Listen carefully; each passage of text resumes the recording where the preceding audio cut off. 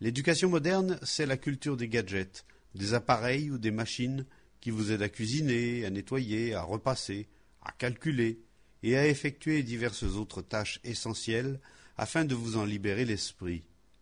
Et vous y avez droit. Il ne s'agit pas de vous perdre dans cet univers de gadgets, mais de vous libérer l'esprit pour pouvoir faire des choses tout à fait différentes. La servitude moderne est une servitude volontaire, consentie par la foule des esclaves qui rampent à la surface de la terre. Ils achètent eux-mêmes toutes les marchandises qui les asservissent toujours un peu plus. Et dans les pays pauvres, comme l'Inde, l'éducation ne vous incite pas à créer un type de culture radicalement nouveau. Elle ne vous encourage pas à être un révolutionnaire. Bien sûr, pas un de ceux qui assassinent et qui lancent des bombes, car ceux-là ne sont pas de vrais révolutionnaires. Un vrai révolutionnaire est celui qui est libéré des influences, des idéologies et des implications sociales qui sont l'expression de la volonté collective du plus grand nombre. Et votre éducation ne vous aide pas à devenir un révolutionnaire de cette espèce. Au contraire, elle vous apprend à vous conformer ou simplement à réformer ce qui est déjà en place. Ils choisissent eux-mêmes les maîtres qu'ils devront servir. Pour que cette tragédie mêlée d'absurdité ait pu se mettre en place, il a fallu tout d'abord ôter aux membres de cette classe toute conscience de son exploitation et de son aliénation. Voilà bien l'étrange modernité de notre époque. Contrairement aux esclaves de l'Antiquité, aux serfs du Moyen-Âge ou aux ouvriers des premières révolutions industrielles, nous sommes aujourd'hui devant une classe totalement asservie, mais qui ne le sait pas, ou plutôt, qui ne veut pas le savoir. Ils ignorent par conséquent la révolte, qui devrait être la seule réaction légitime des exploités. Ils acceptent sans discuter la vie pitoyable que l'on a construite pour eux.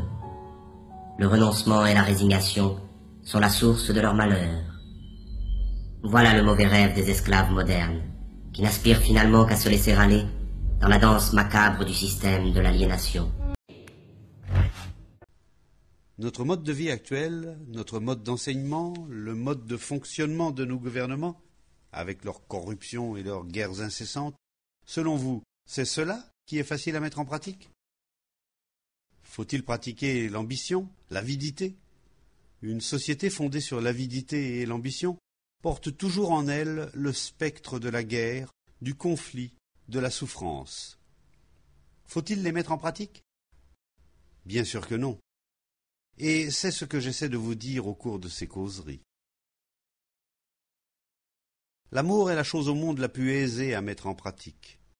Aimer, être bon, ne pas être avide ni ambitieux, ne pas se laisser influencer, mais penser par soi-même, toutes ces choses relèvent du sens pratique et susciteront une société heureuse, pleine de bon sens.